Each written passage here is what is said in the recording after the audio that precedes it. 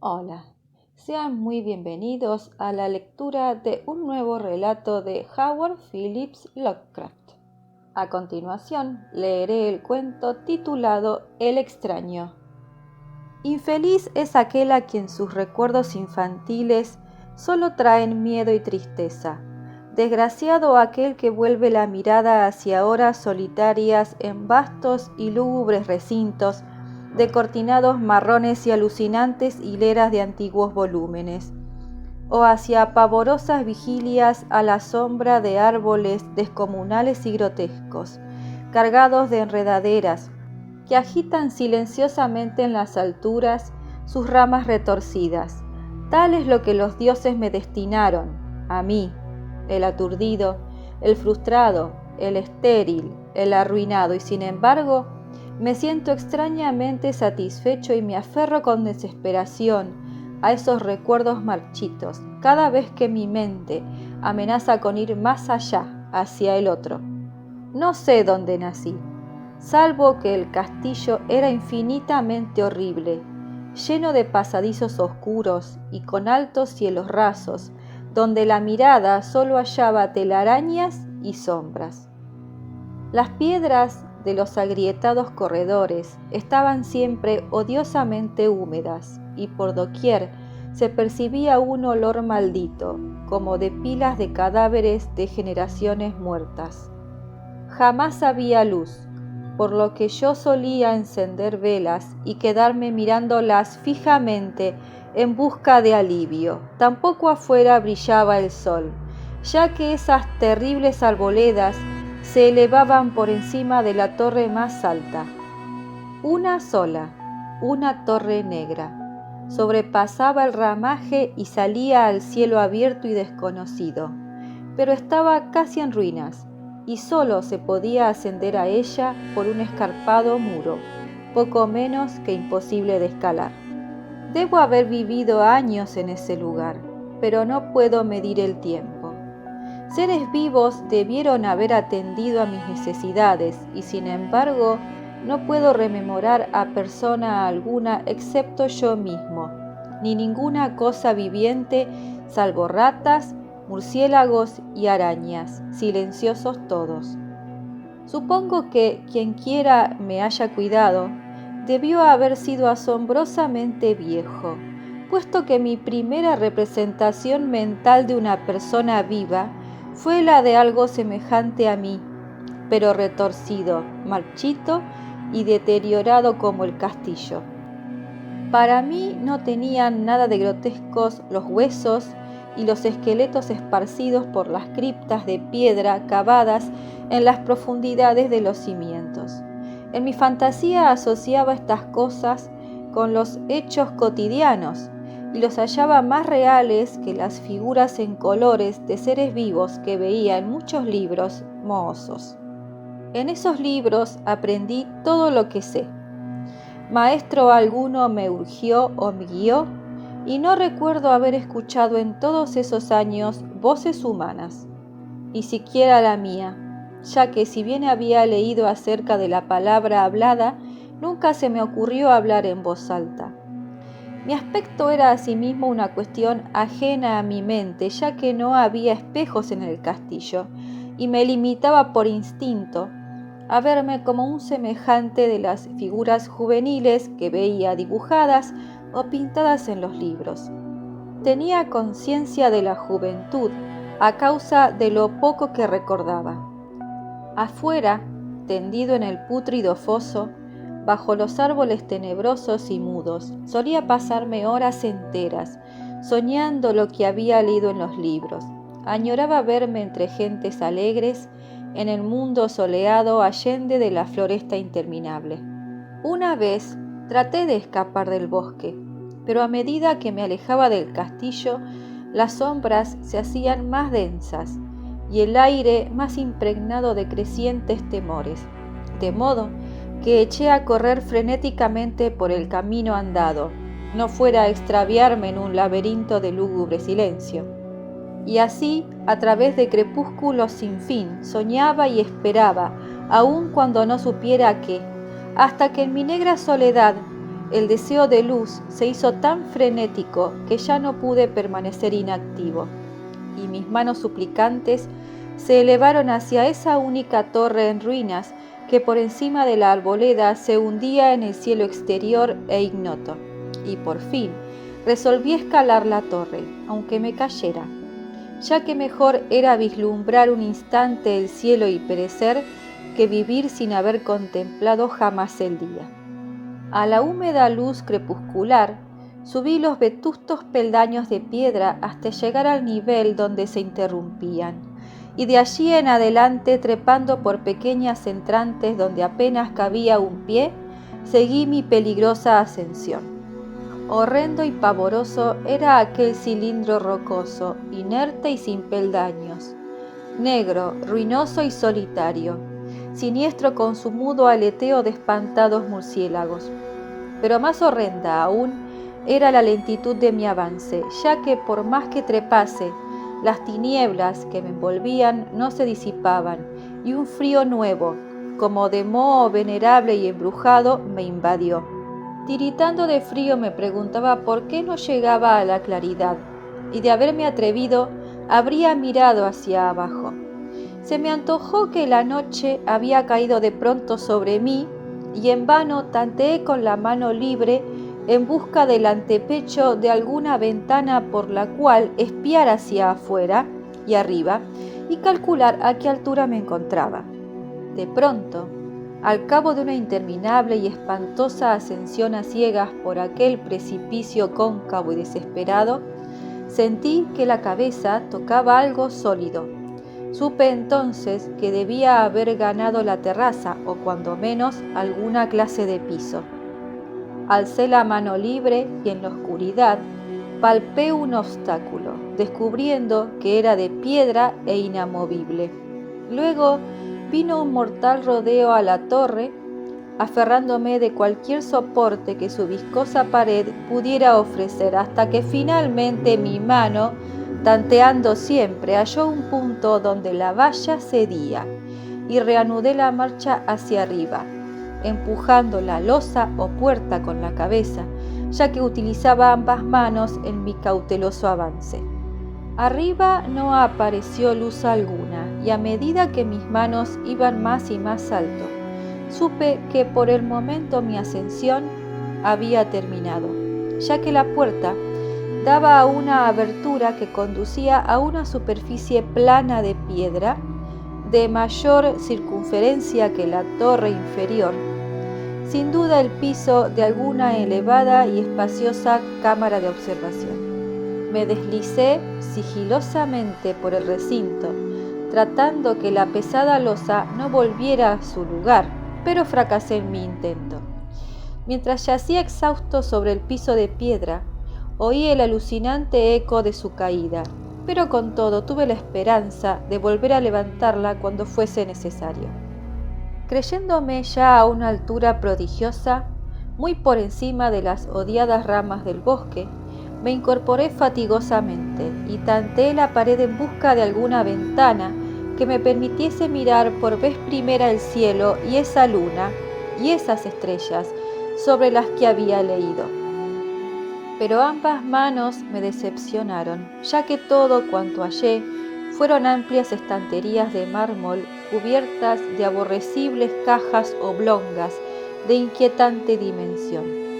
Más reflexionaba y más me preguntaba qué extraños secretos podía albergar aquel alto recinto construido a tan inmensa distancia del castillo subyacente. De pronto, mis manos tropezaron inesperadamente con el marco de una puerta, del cual colgaba una plancha de piedra de superficie rugosa a causa de las extrañas incisiones que la cubrían. La puerta estaba cerrada, pero haciendo un supremo esfuerzo superé todos los obstáculos y la abrí hacia adentro. Hecho esto, me invadió el éxtasis más puro jamás conocido. A través de una ornamentada verja de hierro y en el extremo de una corta escalinata de piedra que ascendía desde la puerta recién descubierta, brillando plácidamente en todo su esplendor, estaba la luna llena. a la que nunca había visto antes, salvo en sueños y en vagas visiones que no me atrevía a llamar recuerdos. Seguro ahora de que había alcanzado la cima del castillo, subí rápidamente los pocos peldaños que me separaban de la verja, pero en eso una nube tapó la luna, haciéndome tropezar, y en la oscuridad tuve que avanzar con mayor lentitud. Estaba todavía muy oscuro cuando llegué a la verja, que hallé abierta tras un cuidadoso examen, pero que no quise trasponer por temor de precipitarme desde la increíble altura que había alcanzado. Luego volvió a salir la luna. De todos los impactos imaginables, ninguno tan demoníaco como el de lo insondable y grotescamente inconcebible. Nada de lo soportado antes podía compararse al terror de lo que ahora estaba viendo, de las extraordinarias maravillas que el espectáculo implicaba. El panorama en sí era tan simple como asombroso, ya que consistía meramente en esto. En lugar de una impresionante perspectiva de copas de árboles vistas desde una altura imponente, se extendía a mi alrededor al mismo nivel de la verja nada menos que la tierra firme, separada en compartimentos diversos por medio de lajas de mármol y columnas, y sombreada por una antigua iglesia de piedra cuyo devastado capitel brillaba fantasmagóricamente a la luz de la luna. Medio inconsciente, abrí la verja y avancé bamboleándome por la senda de grava blanca que se extendía en dos direcciones. Por aturdida y caótica que estuviera mi mente, persistía en ella ese frenético anhelo de luz. Ni siquiera el pasmoso descubrimiento de momentos antes podía detenerme. No sabía, ni me importaba si mi experiencia era locura, enajenación o magia, pero estaba resuelto a ir en pos de luminosidad y alegría a toda costa. No sabía quién o qué era yo, ni cuáles podían ser mi ámbito y mis circunstancias. Sin embargo, a medida que proseguía mi tambaleante marcha, se insinuaba en mí una especie de tímido recuerdo latente que hacía mi avance no del todo fortuito, sin rumbo fijo por campo abierto. Unas veces sin perder de vista el camino, otras abandonándolo para internarme, lleno de curiosidad, por praderas en las que solo alguna ruina ocasional revelaba la presencia en tiempos remotos de una senda olvidada. En un momento dado tuve que cruzar a nado un rápido río, cuyos restos de mampostería agrietada y mohosa hablaban de un puente mucho tiempo atrás desaparecido. Habían transcurrido más de 2 horas cuando llegué a lo que aparentemente era mi meta, un venerable castillo cubierto de hiedras, enclavado en un gran parque de espesa arboleda, de alucinante familiaridad para mí y sin embargo lleno de intrigantes novedades. Vi que el foso había sido rellenado y que varias de las torres que yo bien conocía estaban demolidas, al mismo tiempo que se erguían nuevas alas que confundían al espectador. Pero lo que observé con el máximo interés y deleite fueron las ventanas abiertas, inundadas de esplendorosa claridad y que enviaban al exterior ecos de la más alegre de las francachelas. Adelantándome hacia una de ellas, miré el interior y vi un grupo de personas extrañamente vestidas, que departían entre sí con gran jarana. Como jamás había oído la voz humana, apenas sí podía adivinar vagamente lo que decían. Algunas caras tenían expresiones que despertaban en mí remotísimos recuerdos, otras me eran absolutamente ajenas. Salté por la ventana y me introduje en la habitación, brillantemente iluminada, a la vez que mi mente saltaba del único instante de esperanza al más negro de los desalientos. La pesadilla no tardó en venir, ya que, no bien entré, se produjo una de las más aterradoras reacciones que hubiera podido concebir. No había terminado de cruzar el umbral cuando cundió entre todos los presentes un inesperado y súbito pavor de horrible intensidad, que distorsionaba los rostros y arrancaba de todas las gargantas los chillidos más espantosos.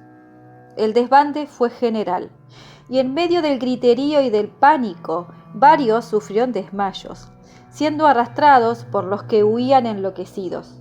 Muchos se taparon los ojos con las manos y corrían a ciegas llevándose todo por delante, derribando los muebles y dándose contra las paredes en su desesperado intento de ganar alguna de las numerosas puertas.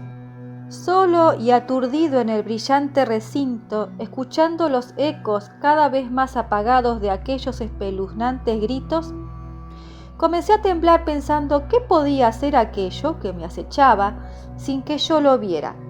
A primera vista el lugar parecía vacío, pero cuando me dirigí a una de las alcobas, creí detectar una presencia. Un amago de movimiento del otro lado del arco dorado que conducía a otra habitación, similar a la primera. A medida que me aproximaba a la arcada, comencé a percibir la presencia con más nitidez.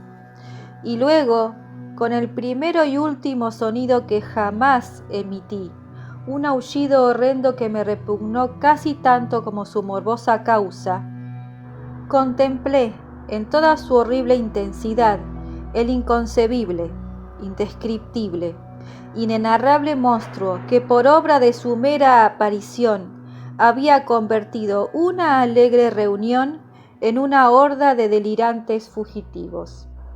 No puedo siquiera decir aproximadamente a qué se parecía, pues era un compuesto de todo lo que es impuro, pavoroso, indeseado, anormal y detestable.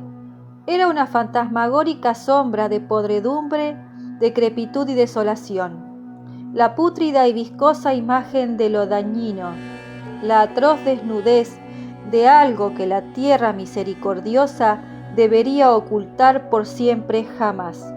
Dios sabe que no era de este mundo, o al menos había dejado de serlo, y sin embargo, con enorme horror de mi parte, pude ver en sus rasgos carcomidos, con huesos que se entreveían, una repulsiva y lejana reminiscencia de formas humanas, y en sus enmohecidas y destrozadas ropas, una indecible cualidad que me estremecía más aún.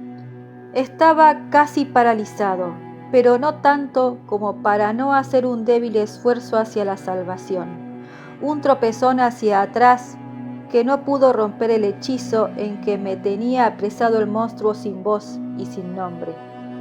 Mis ojos, embrujados por aquellos asqueantes ojos vítreos que los miraban fijamente, se negaban a cerrarse, si bien el terrible objeto tras el primer impacto se veía ahora más confuso. Traté de levantar la mano y disipar la visión, pero estaba tan anonadado que el brazo no respondió por entero a mi voluntad. Sin embargo, el intento fue suficiente como para alterar mi equilibrio y bamboleándome di unos pasos hacia adelante para no caer. Al hacerlo, adquirí de pronto la angustiosa noción de la proximidad de la cosa, cuya inmunda respiración tenía casi la impresión de oír. Poco menos que enloquecido, pude no obstante adelantar una mano para detener a la fétida imagen, que se acercaba más y más, cuando de pronto mis dedos tocaron la extremidad putrefacta que el monstruo extendía por debajo del arco dorado. No chillé, pero todos los satánicos vampiros que cabalgan en el viento de la noche lo hicieron por mí, a la vez que dejaron caer en mi mente una avalancha de anonadantes recuerdos. Supe en ese mismo instante todo lo ocurrido. Recordé hasta más allá del terrorífico castillo y sus árboles. Reconocí el edificio en el cual me hallaba. Reconocí lo más terrible, la impía abominación que se erguía ante mí, mirándome de soslayo mientras apartaba de los suyos mis dedos manchados. Pero en el cosmos existe el bálsamo además de la amargura. y ese bálsamo es el olvido. En el supremo horror de ese instante, olvidé lo que me había espantado y el estallido del recuerdo se desvaneció en un caos de reiteradas imágenes. Como entre sueños, salí de aquel edificio fantasmal y execrado y eché a correr rauda y silenciosamente a la luz de la luna. Cuando retorné al mausoleo de mármol y descendí los peldaños, encontré que no podía mover la trampa de piedra, pero no lo lamenté, ya que había llegado a odiar el viejo castillo y sus árboles. Ahora cabalgo junto a los fantasmas, burlones y cordiales, al viento de la noche, y durante el día juego entre las catacumbas de Nefre-Ka, en el recóndito y desconocido valle de Hadot a orillas del Nilo. Sé que la luz no es para mí, salvo la luz de la luna sobre las tumbas de roca de Neb, como tampoco es para mí la alegría, salvo las innominadas fiestas de Nitocris bajo la gran pirámide. Y sin embargo, en mi nueva y salvaje libertad, agradezco casi la amargura de la alienación. Pues aunque el olvido me ha dado la calma, no por eso ignoro que soy un extranjero, un extraño a este siglo y a todos los que aún son hombres. Esto es lo que supe desde que extendí mis dedos hacia esa cosa abominable surgida en aquel gran marco dorado. Desde que extendí mis dedos y toqué una fría e inexorable superficie de pulido espejo.